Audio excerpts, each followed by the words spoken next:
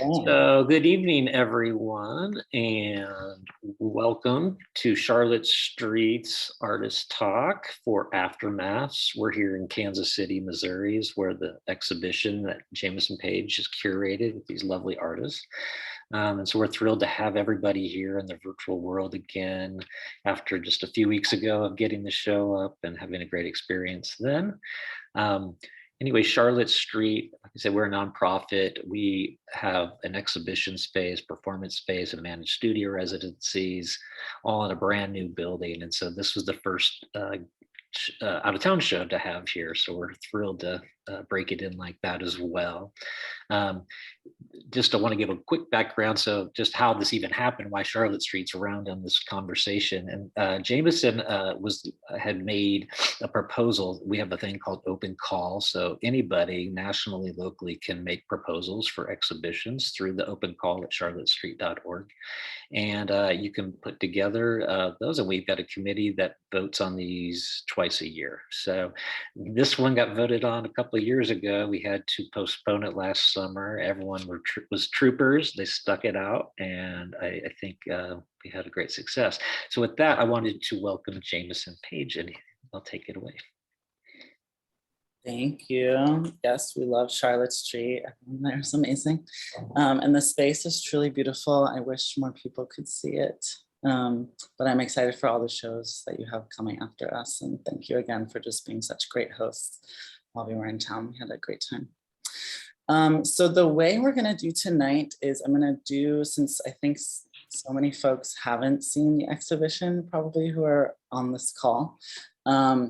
So I'm going to do kind of a quick walkthrough of the show digitally through some edited, some not edited photos. So don't judge us too hard. But also wanted to just kind of highlight some of the curatorial themes that have oriented the exhibition, as well as the artists who are included. And then I'll turn it over to Daniel, who's going to kind of launch us right into some opening questions and then conversation with the artists.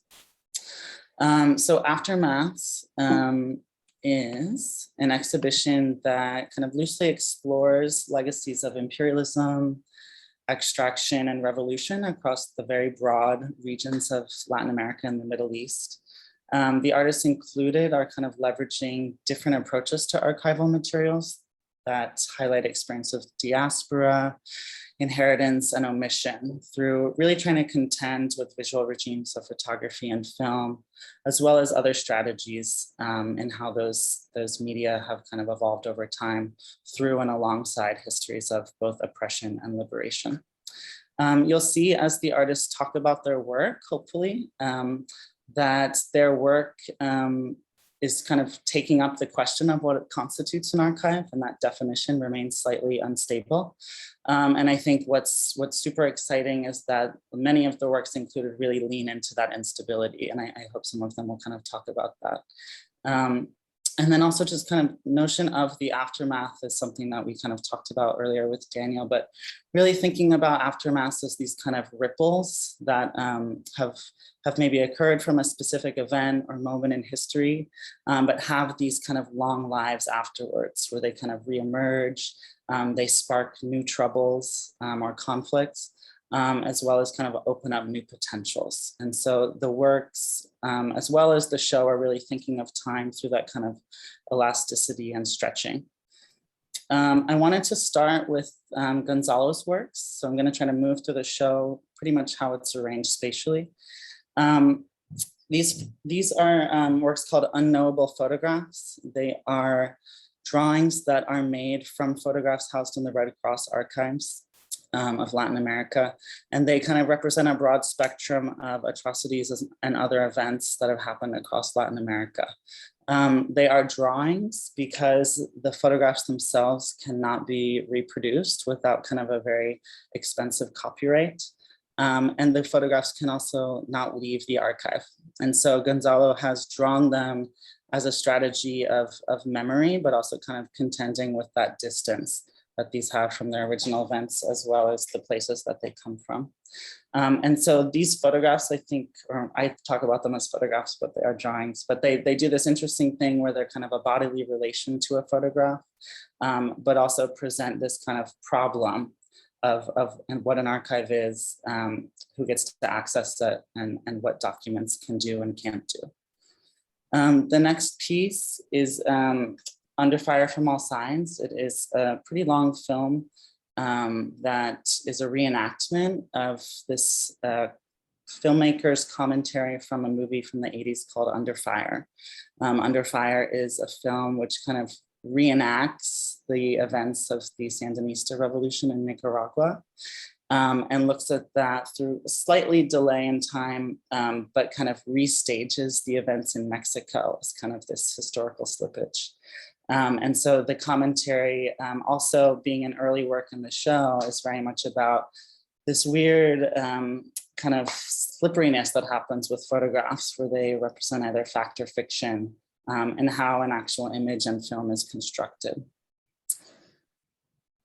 Across the way from those are actual film stills from the set of Under Fire, where the actors as well as the director are kind of seen staging the film with local people from Mexico, who again are kind of acting as Nicaraguans.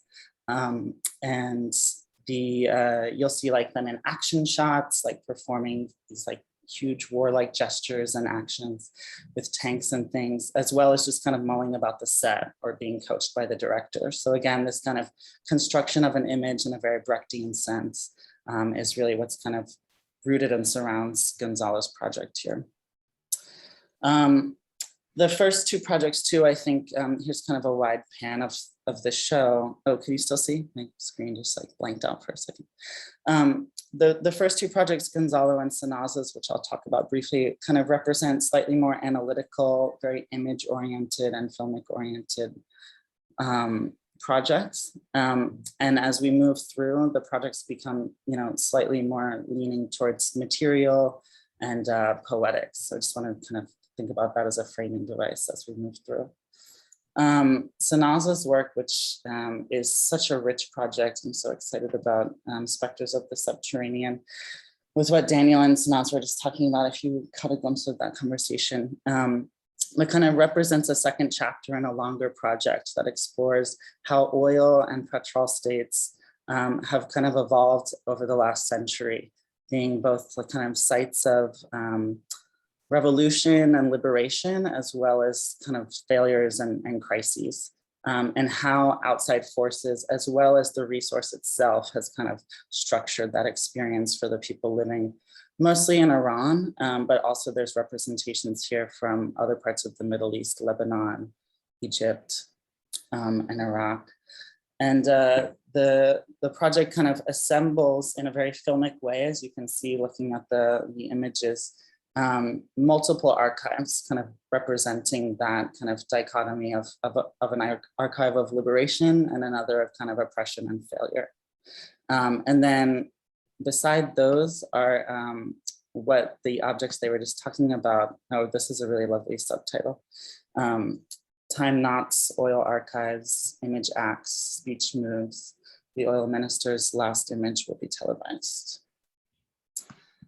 And then this is the vinyl piece of music, kind of this commissioned by OPEC, Rhymes and Songs for OPEC, which were songs from all over the OPEC nations at the time that were kind of meant to be this global solidarity movement through kind of a soft power lens of cultural media.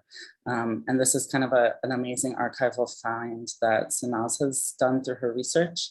And there is a vitrine table that kind of shows the actual vinyl, as well as, you can't quite see it, but these are people's bodies lined up spelling out OPEC, and it's like a pretty remarkable image. So now we kind of move more into kind of some of the more poetic strategies of thinking about the archival work. This is Rami George's piece, Untitled, Before, During, and After. Rami is Lebanese American, and has on his mother's side a really kind of rich connection to Lebanon and Beirut. And so this work is both kind of a representation of the essentially the civil war in Lebanon, and thinking about how it's not just one event, but kind of a whole timeline that is, you know, before, during, and after. It kind of encapsulates all time. And so the photographs here are kind of housed in this kind of ruined / under construction type of sculpture. It's kind of unclear as to what direction it's moving in, but represents this kind of liminal space. And the photographs are either stuck behind this opaque plastic sheeting, or on the reverse side are kind of wedged behind the architecture. So in either case, the photographs themselves, which are personal archives of the artist, his family photographs, are obstructed in some way, and also kind of trapped literally within the structure. Across from that piece is a video piece, which I've shown in another show because it's so amazing, titled Untitled, The Wars in Lebanon. So again, kind of thinking about the multiplicity of war being kind of multiple experiences.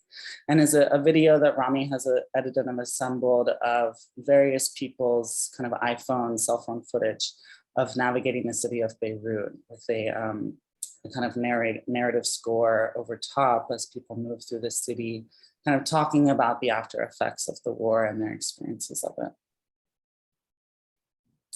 And then moving towards the rear of the exhibition is Astor Spadero's works, which are probably the most bodily and materially oriented. I think they do a really interesting thing as the show kind of rounds out and triangulates really the body, the camera, and the text, or kind of the more archival document. The work here on the left is history is written on bed sheets. These are coffee rubbings of different beds from the artist's childhood. I believe this one in particular is the one that they were conceived on. And they are just these kind of really beautiful material artifacts of, you know, kind of an object and a non-object at the same time. And really thinking about the informal or domestic spaces where history occurs, the kind of whispers on the pillow, or, you know, before the speech takes place, who was in the kitchen, kind of discussing the events that are about to take place. The works on the back are two sentences bent on the floor, and then contested territory, which are, oh, here's another shot of that. And you can see there's some coffee and homage to Doris Salcedo, titled Doris, kind of made a landscape on the floor. And then these are the full installation here with the 4 dimensions of a monolith, a piece that kind of more contends with the textual and the photographic, thinking about Spanish coloniality in Latin America through a textbook that is literally about that the artist grew up with, and thinking about what is omitted and what gets highlighted from the textbook related to the experiences of women in the country. And then through, I don't have an image of it, but I think we'll look at some clips of it at some point during the talk if we have time, is a screening room which shows kind of Sanaz's longer form video. 1 image, 2 acts, which is kind of the prequel to the installation that is represented in the show. So with that, I think I have a couple more images actually of Astor's work. So contested territory here. This is a resin cast of the artist's vagina. And then in the urethane here, which is kind of this, remains like a soft, malleable material, is housed kind of a ton of hair that the artist has collected. And this is another coffee rubbing of the resin cast. And then just some more images of the 4 dimensions of a monolith. But I do want to be mindful of time, so I'm going to turn it over to Daniel. And do you want me to kind of let the images flow through, Daniel, or would you like a little time to just look at people's faces? I'm down with either. Well, if it's possible, I did give you 2 images, yes. Yeah. And then, of course, yeah, we could run the images from the show. So thank you, Jameson. Thank you, Charlotte Street. I'm very grateful to be able to have this conversation with artists who I have known over the years, worked with in some cases have been in my classes many moons ago. This exhibition and then the major themes in it that I think Jameson's just done a terrific job of outlining have gotten me thinking about this contemporary moment we're in, this historical year. It's interesting that this show, in a sense, was delayed because to me it feels right on time, considering, among other things, this question of history and its relationship to image production. So I immediately started thinking about what maybe we could term hegemonic images just in this year alone, that somehow, you know, maybe have the potential to become historically defining, right? Iconic in some way. They are, of course, appropriately right now, considering our media ecology, connected to or even components of videos, right? So even what we're looking at, probably both of these images have some sort of video form as well. It was viral. Probably many of you saw this image on the right yesterday or today, this kind of unspeakable and, at least for me, weirdly anachronistic image of this US Air Force plane and all of these people trying to, in a futile attempt to escape, right? And many commentators are already talking about this sort of return of the repressed, right? The Vietnam War and its conclusion somehow restaging itself, right? In yet another country that the US has invaded. Just this incredible sense of tragedy that is compounded by the feeling that this has already happened before, you know, that we can never learn from the past, or the more arguably traumatic events of January 6th. By traumatic, I would be suggesting they somehow defy a certain set of expectations around our image economy, right? These images of a kind of invasion or a failed coup d'etat, if you like, at the Capitol. What I want to suggest about these images is that, on the one hand, they are, of course, very much factual, journalistic. I would even say indexical. I'm hoping we can talk a little today about how the index might function and some of these artist practices. The index is a category of sign that Charles Peirce identified as being linked to physical contact. So that could be a fingerprint. It could be like a traditional photograph, an analog photograph written by light, right? It can have other kinds of relationships to physical contact that we might discuss. But it even applies to digital media, right? The digital media still preserve this photographic function of this really happened. You know, it's the event, as if the event is being captured. At the same time, and this I think is a powerful contradiction, these historical images are, it's as if they're always already what Guy Debord called spectacle, right? And this is kind of the heart of 60s revolutionary thinking, resistance, probably at that time, to television, among other things. That what Debord feared was a total dominance of the image over and against lived experience, right? So he famously said, everything directly lived has receded into representation. So the concern for Debord is images that actually eclipse and obscure our knowledge and awareness of contemporary relationships of power. Debord also cautioned that spectacular images were corrosive against historical consciousness. He actually has a section in Society of the Spectacle, book probably many of you have looked at, where he mentions that part of its destructive events are against some kind of true history that he alludes to, the awareness of history. Because I think this question of the artist's relationship to history, maybe the artist is historian or researcher, is central to all of the practices we're looking at in this show. Jameson, if you could change the slide. And there's just another trend that I wanted to point to that, again, this work, these artists got me thinking about. that feels to me like a real counterpoint to the spectacular image. And that would be this idea of forensics, this increasingly popular set of practices. They're deeply interdisciplinary.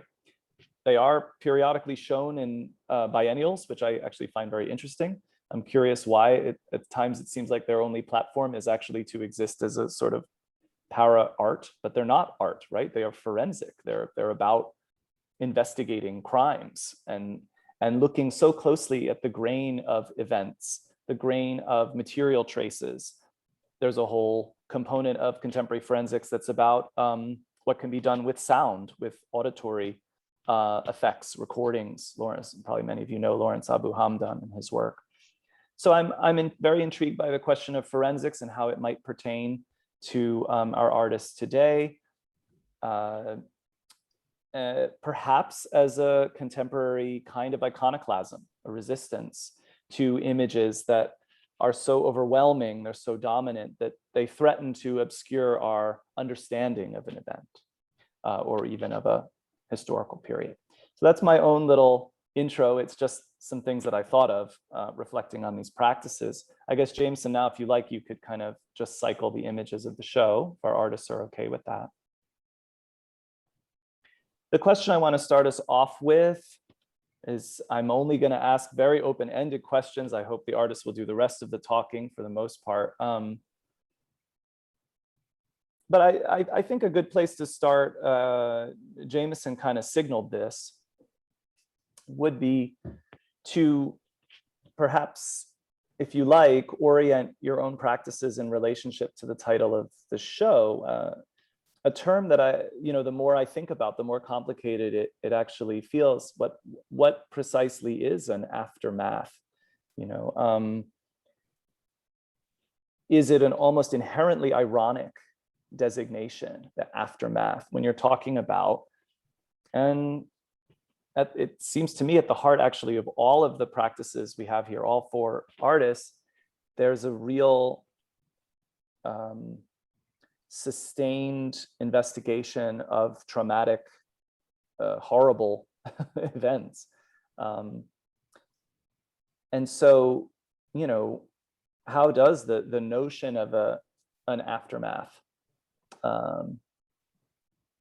fit or not with the work that you have in the show or your practices more generally? And here I'm just going to leave it open to whoever wants to speak first, but I am hoping that this becomes a conversation.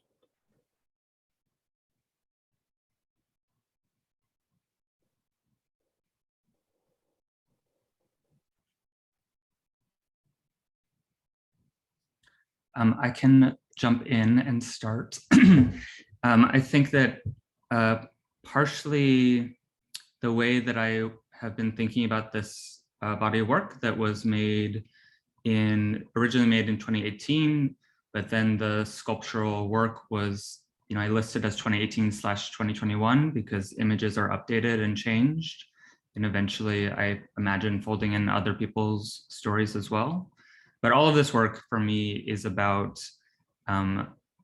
finally examining for myself the ramifications of the Lebanese Civil War.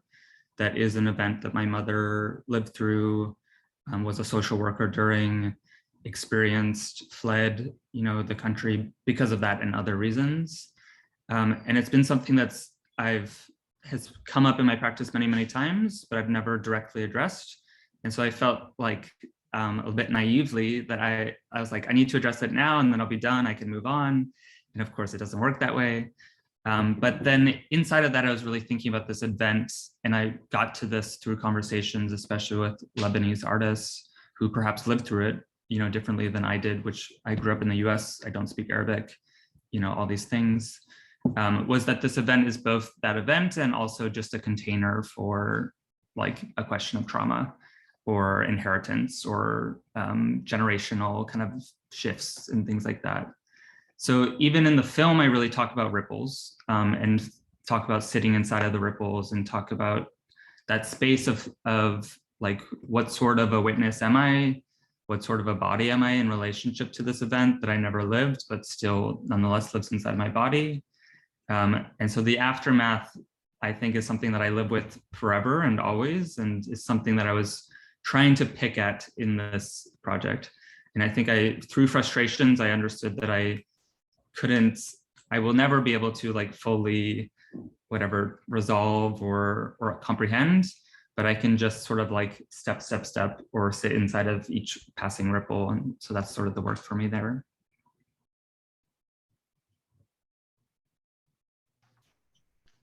Thank you, Jameson, Daniel, and the Charlotte Street Foundation. We're so excited to be here tonight. I want to riff off of Rami's answer because I think that aftermaths, especially because, you know, Rami and I are working in this more poetic vein. I definitely sense that aftermath has this cynical kind of tone, Daniel, because when I think about aftermaths, you know, I'm usually thinking about a quantitative measure, right? And aftermaths are usually counted in the amount of, you know, dead bodies, material losses, you know, it's very quantitative, but I think that the show is really compelling us to understand aftermaths in a more qualitative way, in ways that, you know, that address the heaviness of these historic narratives in our bodies. And definitely, like I shared that with Rami, you know, these colonial histories or how they have been historicized is something that is heavy. Yeah.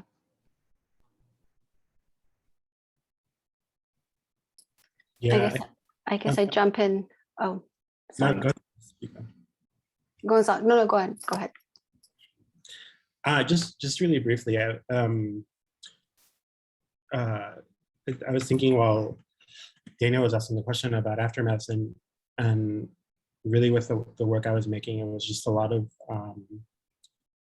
it to me feels just like leftover material. Like it's like the things that are left after these like productions that are made, and how can I like use the like residual whatever is left over and like recontextualize it. And that's sort of what I think of the title. But like, you know, working on this project was really I mean, I never see art as like the process of like solving a problem. And when I was working on this, I finished this work in 2019, and since then it's sort of like I think I'm done with it too, but like I keep coming back to it just because of everything happening or perpetually always happening in the world. And like thinking about it yesterday, Daniel, when you showed that photo of Afghanistan, I was thinking a lot about my work, but like more so like the ideas around the work that I was asking and thinking like what other questions lead up to that, because I guess I've never done asking questions about this project ever. They're just like always made after over and over and over again.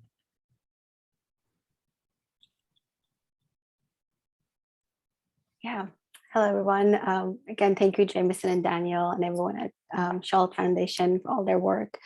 I want to respond first to aftermath, and I think I want to bring up Christina Sharp's notion of wake, and wake as a state of way of imagining and a way of seeing terror. And I think a lot of the works in the exhibition, and my work included, that is specifically works on extraction and visual regimes of extraction, the ways in which it works with the archives is a way to grapple with this notion of iconoclasm that Daniel also mentioned, because the archive itself is a threshold. It allows you to really work through those ripples because of the ways in which you are positioned within this extension of these events, within the extension of these bodies and these historical materials, that they allow you in a way, as much as they can also disable your way of imagining, because they're so tailored and sanitized and they're so compromised. I love the archives that I was working in, but in other ways that they allow you to be in a place, to be at the center of an economy of desire that is the archive. So in a way, the aftermath is a place of wake, is in the wake of extraction, is in the wake of the revolution, is in the wake of the violence that we are sort of tasked with taking care of the bodies, taking care of the stories through narrativizing and through storytelling and through incorporating other archival materials or stories and voices and other counter narratives. And the other thing that I wanted to mention was that this notion of forensics that I think has been, I think, really visible in the exhibition and in all the works that have been put. And I would really love to talk more about it, I think, in the conversation about how much of it is through the analytics or the poetics that are incorporated to really think about the intersection of visual art and research, thinking about the position of forensics and why now and how do we do it. And again, I think Daniel's potent question around like the place of this sort of like forensic works in biennials and etc. also I think is really important to discuss. But again, I think the aftermath is a way of, I think, or for me, it's a question of the wake. In the wake of extraction is a way of imagining and a way of seeing the violence of extraction.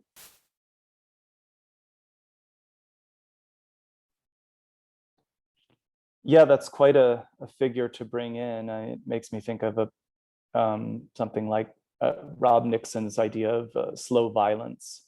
You know, that indeed some of this wake, this material lingering aftermath may not be visible, may enact various forms of violence that could be hard to trace.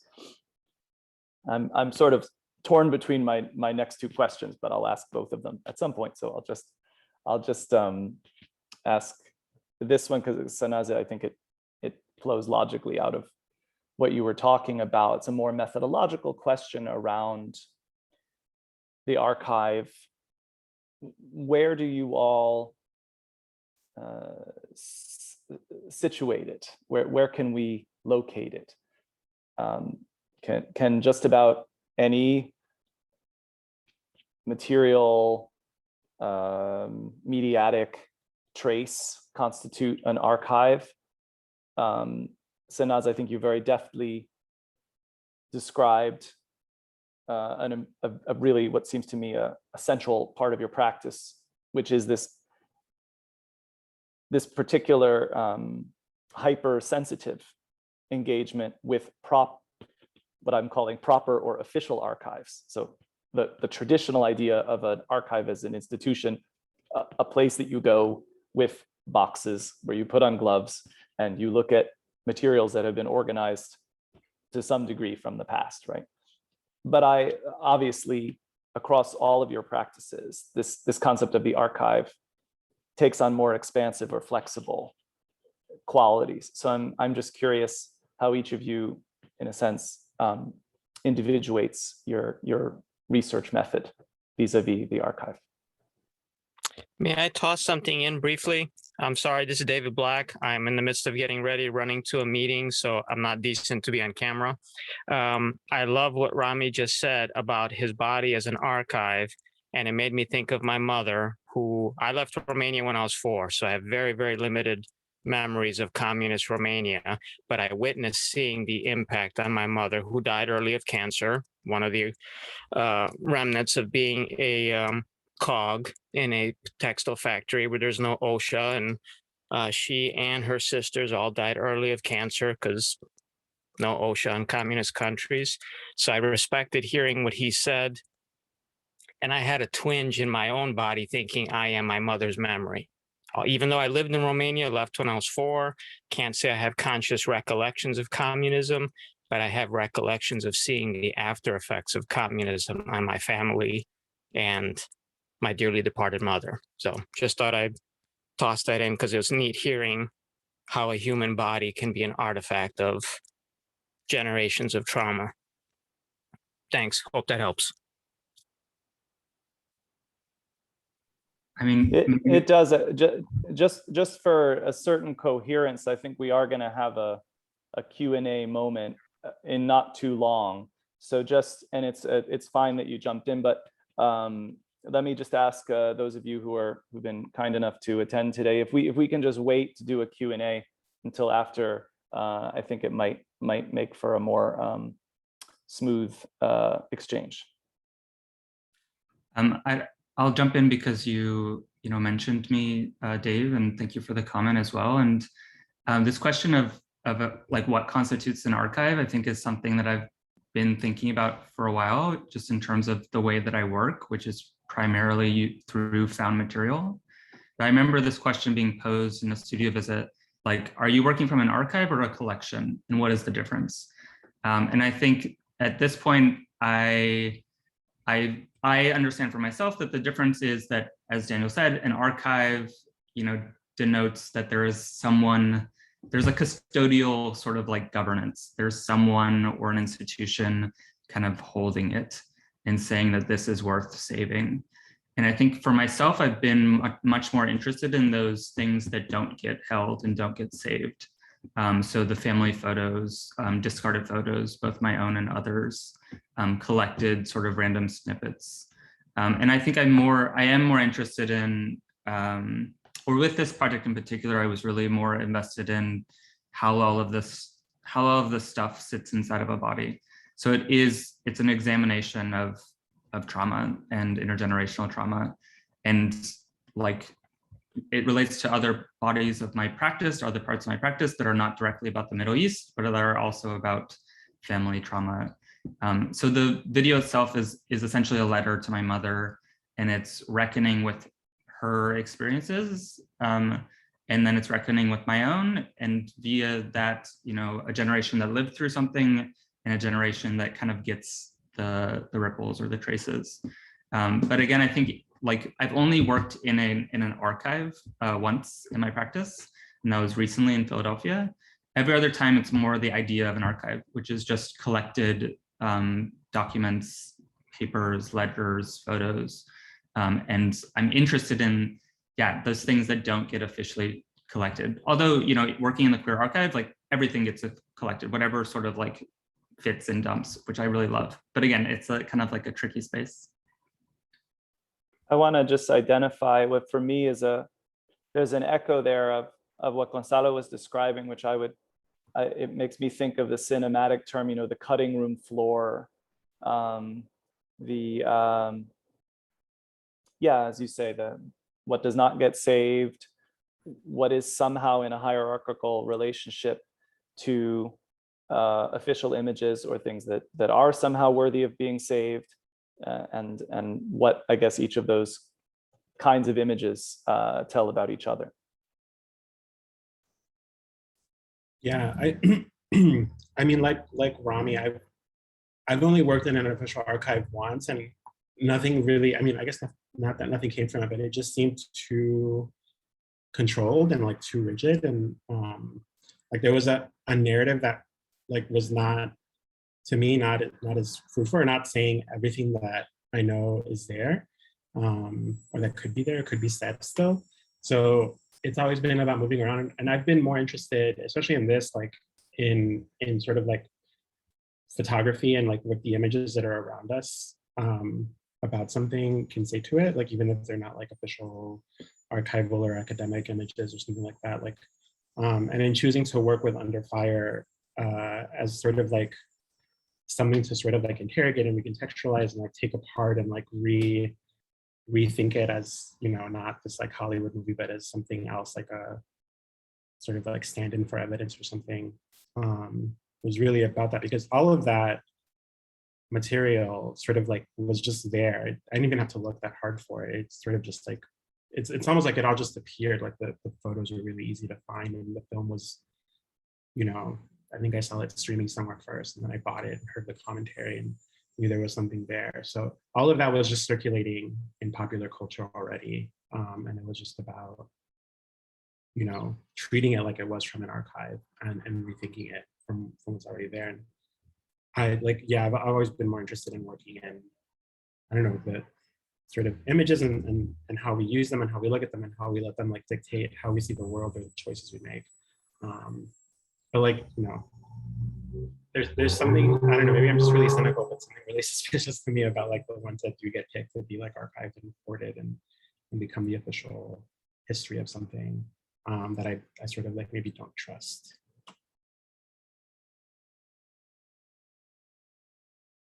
I can talk about trust and archives a little bit with BP. So as Daniel said, yes, especially for One Image to Act, the majority of the archives are from British Petroleum Archives that I've been working on since 2017. It's part of my PhD project. And well, British Petroleum Archives are the only energy archives of an energy corporation that are accessible to the public, and they're actually not monetized, meaning that you don't pay for them, but the process of accessing them are, depending on where you're from, they can be a little bit challenging. So the BP archives have been open to the public since the late 90s, but the materials that are in the archive, they are mainly those that are, well, they're limited. Probably you don't find anything after the end of the 1950s. They're the materials that perhaps like they've passed the threshold of liability for the BP in some ways. You don't find contemporary materials in the archive. They're purely historical, and the ways in which they're also hosted and housed, they are housed outside of BP's headquarters, are housed in University of Warwick on a research university campus at a modern record center, research center. So these are really important for sort of the identity and how BP as a corporation is trying to frame it, right? So working with the archives for the past 4 or 5 years, you know, I've always been really interested in really thinking about what is there in a way that and what is not there. This relationship between absence and presence is in the archive is something that people and everyone knew that it's there, so it didn't need to go and find its way in the archive, or it wasn't there because it shouldn't have been there. So there's a lot of these relationships of process of silencing that that I think starts from the archives as these historical sources. And I think in one way, yes, that's one way of looking at the archives as this official and this institutional material, and sort of the first degree of thinking about the archives, the institution, the guardians, the custodians, and the sanitized narrative and whatnot. However, I think there was something really interesting about really thinking about the archive in all of its silences, in all of its absences, that I think would also be a generator in itself. And I think in the film, in One Image to Act, I really tried to make that part of the narrative as well, part of the ways in which images were used as installations, images were sort of sutured together. And also even with the start of the film, I started the film from a very unlikely location, from a cemetery in the Midwest. That really tethers the whole notion of images of oil and thinking about the history of extraction to disparate geographies that are connected through these actors and figures and people who have been deceased, but their specters and their legacies are so intertwined with these images that I was pulling out in the film. So again, I'm really interested in exploring these silences in the archive, in these official archives of BP. And as evident in the film, I was also really interested in thinking about the counter narratives that can be situated in conversation with the BP's sort of image economy and media ecology, if you will, as Daniel earlier spoke of, that if there is an image economy that was so entangled with this corporations and extractions and sort of petromodernity, then how that image economy developed, how did it evolve into other ways of grappling with those notions of petromodernity? Because it was not a stable image, it was constantly evolving and being grappled with. And the other thing in the specters of the subterranean, I think I took that notion of the archive in a very different direction, right? It's not the official archives of BP. It's very fragmentary. It's about our oil as an archive itself. It's about how these different petrostates, particularly member states of OPEC, used oil as a way to as a political agent of nation making on the one hand, and as an axis of solidarity on the other, and how this South to South relationship was not all flowery and as well. Like there's a lot of degrees of antagonism between these member states within the Arab Cold War, within the onset of Iran-Iraq war, that really makes that axis of solidarity around oil really unattainable. So, and I think One Image Jackson in one way really starts to think about that, really starts to think about the counter archives to BP, particularly within the framework of Iran, to the framework of Iranian New Wave cinema and two directors, particularly that I talk about. But in the Specters of the Subterranean, I really bring those notions of counter-archive through a transnational framework, through these overlapping spaces of petromodernity, how Iran, Iraq, as two founding members of OPEC, became sort of these unlikely protagonists of this tragedy, of this long war between 1980 and 1988. So again, I think I work with different notions of archives, right? I work with the BP archive. I still do as one of my main, part of the projects. However, on the other hand, I'm also actively collecting these archives, whether it's through philately, whether it's through these audiovisual archives, to really think about how does this act of collecting itself can create different degrees of intimacy and different relationalities among these fragmentary archives. And in the exhibition, I use them as portals into each other. They really go in and out of each other. Yeah, so I stop right here.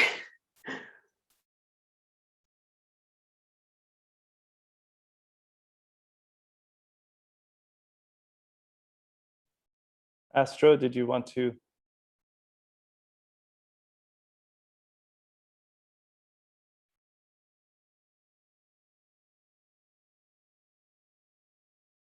Oh, I wonder if Astro's connection is okay.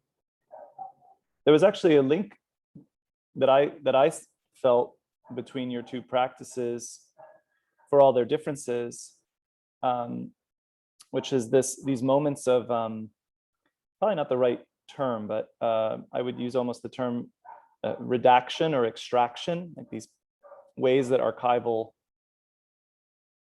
evidence, if we could think of an educational textbook as archival in some way, the way that Astro is using it. It's sort of, editing this historical document or image, right? And there are procedures, Sanas, in your film that feel similar to me in that sense of, that act of just very deliberately altering the document. There you are.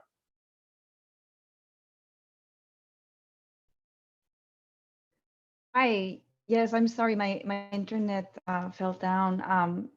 I think that's pretty much what's happening, and modifying the archive in a very physical way.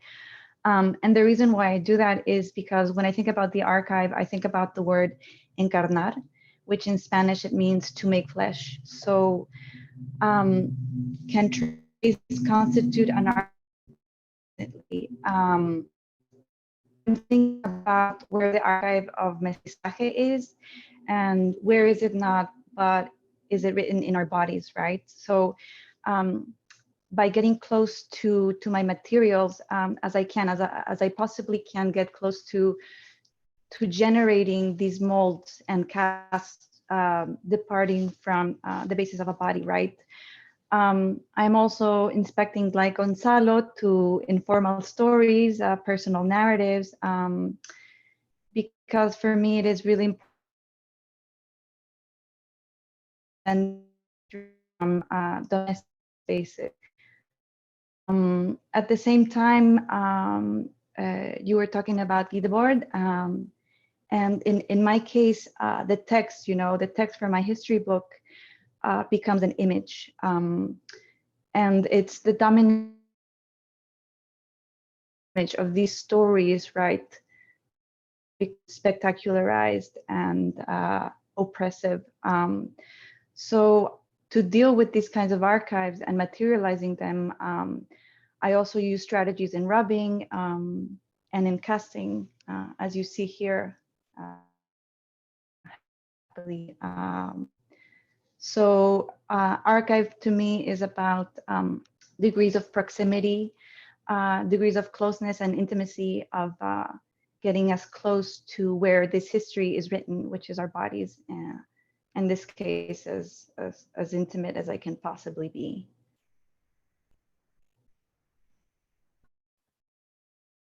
I think that this is a perfect moment to open the conversation up to questions from the audience. I'm sure all of us could chat with each other forever, but it'd be great to get some additional perspectives.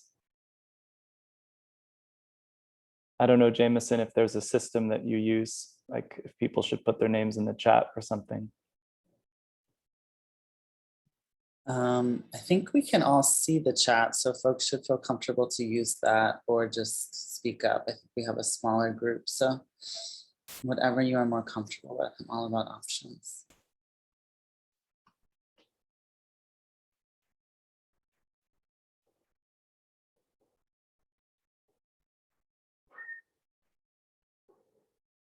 It always takes a moment for questions to start. I should always be ready with an intermediate, an interregnum question. I actually have a very specific question for Astor about Ecuadorian history and these rubbings of beds. But I'm curious about, and apparently this ties directly to your family lineage, and this component of family history actually is something that runs through a number of the practices in this show. But I wanted to ask about the liberal conservative sort of civil war in Ecuador and how that's being engaged by your work. I appreciate and I really admire this demystification of mestizaje in the other piece, but I'm also intrigued about the histories that were given about this sort of larger narrative that there's like proto versions of left and right in Latin America, and they're always fighting. A good example of this is La Violencia in Colombia in the 50s. And yeah, how would you describe your intervention there? Because it sounds like your family has direct links to this legendary liberal regime that then is toppled in an assassination in 1912.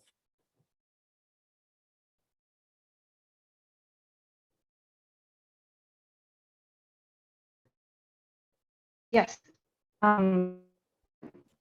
So family, my great-grandfather have a cacao and coffee plantation, and he was a tenant in Eloy Alfaro's army who led the liberal revolution in the late 19th century. You know, it was this fight from the liberals of the coast with the conservatives of the highlands, and the liberals, although they had these very altruistic, nationalistic, and social values, and that they were also anti-clerical, they were still funded by the cacao exporters like my great-grandfather.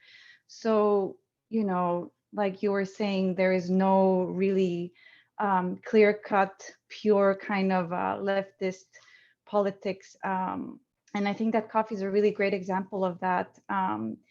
And for that reason, I use it, you know, over these white bed sheets, you know, as a way of desecrating them. So does that answer your question? Very much so. It ties for me into another theme. Hopefully you all can see my efforts to connect these practices to some degree.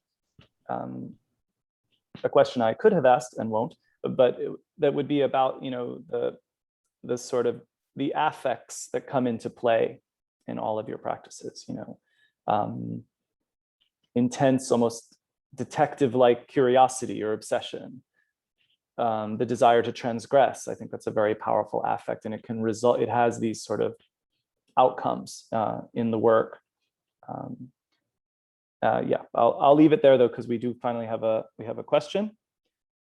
Hannah and Daisy, who I think I might know the Hannah and Daisy in here, but I'm not going to assume. but it says, we are interested in the presumed negative connotation of an aftermath. Is an aftermath inherently tied to disaster? So for me, this question just makes me think of Astro's work, which I'm blanking on the title, but that is the cast from your vagina.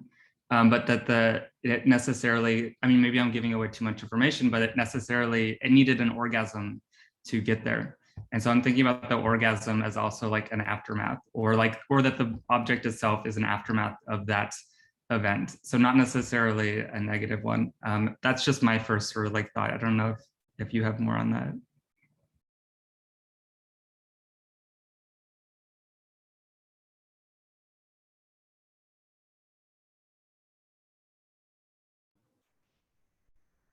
I think you hit the nail on the head. Yeah, thank you so much, Rami.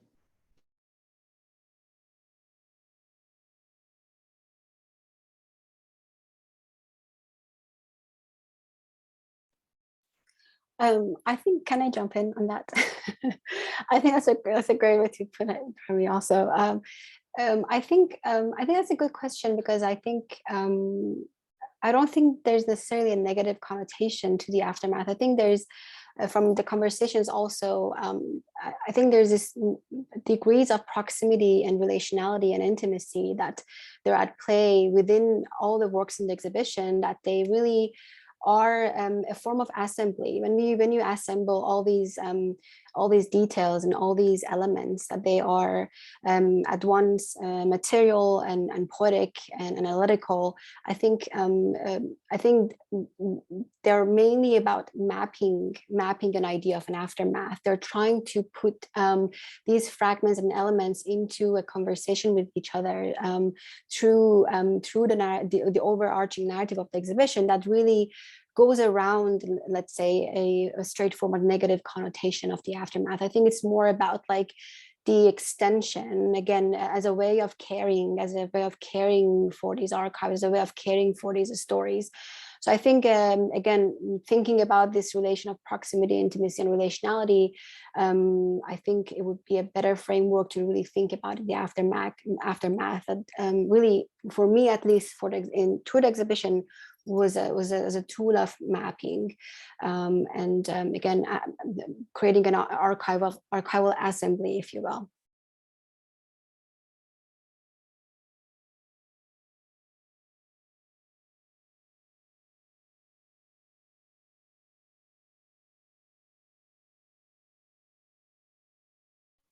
I think we have time for one more question.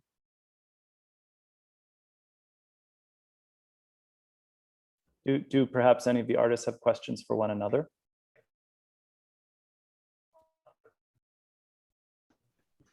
I think I have a question. So I'm thinking about the particular work by Wally Rod, and it was this this work that was based on the Iran-Contra affair. And Wally Rod is like an artist that also works with archives, and this, I think it was called the Bakar tapes. And it was where he like had a reinterpretation of the story of the Iran-Contra affair, where he like reinserts himself as like the sixth captive in the narrative, this completely fabricated character that can either be interpreted as like a subaltern voice, or just making something fictional to poke at, you know, the truthfulness of archives and documents. And so I'm just thinking about that kind of intervention, and also the interventions that were used by artists in this exhibitions. And I guess I'm just trying to think, I guess my question is like, where, directed to the artists, like where do you place yourselves in the archives? Is it like, where is like, how do you think about your hand and collecting or curating or recreating objects? Do you find it to be like the hands as like something that's intimate, or something that's subversive, or something that's a way to rewrite history, I guess is my question. Yeah, I hope I jump in right away if that's okay, because you brought Valley-Drod and Bashar tapes, especially because in the Specters of Subterranean, I have this small video, like a Super 8 that I shot from the screen of this short couple of second footage of the last known footage of Mohammad Javad Tonguyan, who was, yes, that little monitor there, who was Iran's oil minister for only roughly 40 days. And he was captured by Iraqi army as he was patrolling the oil pipelines around Abadan during the Iran-Iraq war, on the onset of the Iran-Iraq war. He was sworn into the ministry in September, late September, and he was captured in November of 1980. I think, the short tape, when I watched it for the first time, I was, and the whole narrative around Iran-Contra affair and how Valley-Drod really used this political theatrics as a script in some ways to really create this fictional narrative that really would weave through it the factual stories, this event that had taken place. But again, it would really, I think, point at the role of images in truth making and the ways in which we arrive at them. Again, in these fragmentary moments. And I think when I was working with Tonguyan's last known images, and when I was shooting them on the Super 8 film, for some reason, I was just really haunted by this act of mediating these images again. And in some ways, filming the screen via Super 8 would allow me to create another way of creating like still moving images. Like I could pause the image on the screen on like British Pathways archives, and then I could just like let the camera roll for a minute, right? And again, it would create another way of, again, relationality toward the material.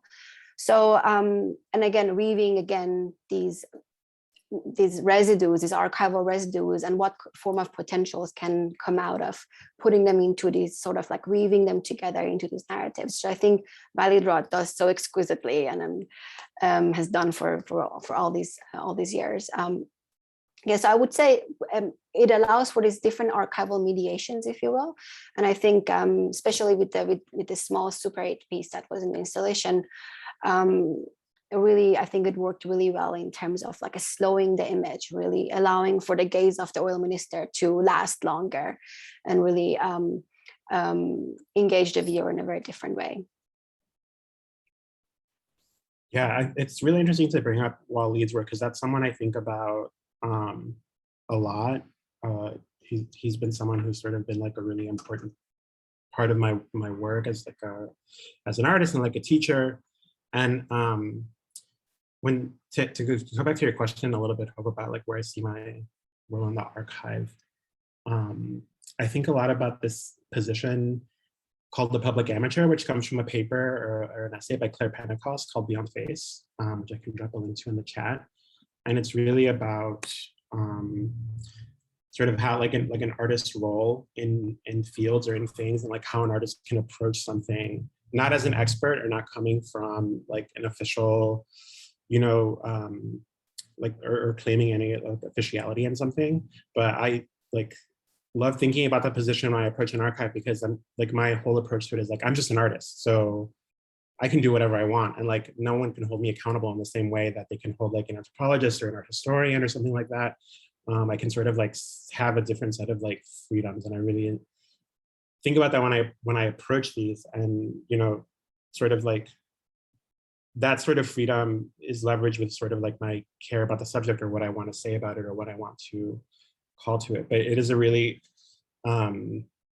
it's the position I think about a lot and what I think of, and I can't like I studied with Claire when I was at SAC a long time ago, but I came to that paper via a studio visit with Wally Broad. So it's, your question brings it all like full circle. Where it's like Wally sort of talking about not engaging with history in an argumentative way, but sort of being the sort of like disruptive agent or like double agent within like these histories. So I really, really like that question, and brings it back to two people I think about a lot as an artist, but also like as my teachers. I'm glad that Rod came up and that it was in relationship to several of our artists who didn't specifically work on Lebanon, because I think that demonstrates an important implicit statement that this show is making of both perhaps trying to establish affinities between historical situations in different parts of the world, but also the idea that all of us should be deeply curious about these microhistories, regardless of where they are. Just to highlight, we're getting some wonderful comments in the chat now. The tap is flowing here. But in particular, I want to point out Mevluna pointing to, yes, an extremely important category, obviously the geographic that runs across these projects and also helps to bring them into conversation. Sadly, I think we are going to have to stop, even though I think the ideas are just blossoming now. So I guess save the pieces in the chat that interest you. I want to thank so much the artists who are involved in this conversation. And of course, once again, Charlotte Street Foundation, and especially Jameson Paige, without whom I think this would not be possible. So perhaps we could give him a hand, as well as our artists. Yes, I'm the artist, of course. No work without artists. Thank you all. That's really it's great. I think this conversation could easily go on for another hour. And I do encourage people to look at those comments, and there were some great links in there. If you are in Kansas City or close by, the show is still open until August 28th, until 5 p.m. Central Standard Time. So we'd love to have you come through, and I'm happy if you want to make an appointment too. If it's not during the normal hours, Tuesday through Saturday, 12 to 5. And again, you can go to charlottestreet.org to find out more about Aftermaths, find out about all the artists. There's links to them, and yeah, just thank you all for your time. I know it's hard to do this on this sort of way, but I do think this was one of the more meaningful Zooms I've been on in a while. So thank you so much. And with that, look for the recordings and have a great night.